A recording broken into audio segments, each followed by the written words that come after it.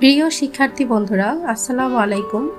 আজকে আমরা ক্যালকুলেটর ছাড়া দশমিকের গুণ করার নিয়ম শেখাবো খুব সহজ উপায়ে। আশা করি তোমরা ভিডিওটি একবার দেখলে এই সব অঙ্কগুলো খুব সহজেই করতে পারবে। চলো তাহলে দেখি। দেখো এখানে 3, 3 এবং 2।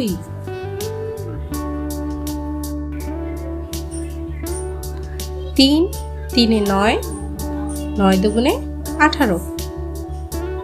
প্রথমে আমরা 18 লিখব এবং দশমিকের পরে কয়টি সংখ্যা?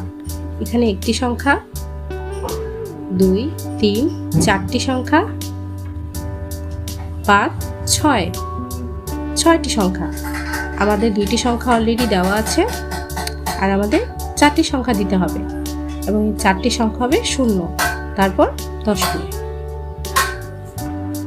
পরের অঙ্কটি দেখো, 4, 1, 2। 4 একে 4, 4 দুগুণে 8। আমরা 8 লিখলাম।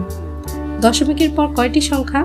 1, 2, 3, 4, 5, 6, 7। আমাদের অলরেডি একটা সংখ্যা দেওয়া আছে, আমাদের আর 6টি সংখ্যা দিতে হবে। 1, 2, 3, 4, 5 এবং 6, এরপর দশমিক। আশা করি তোমরা বুঝতে পেরেছো। ধন্যবাদ।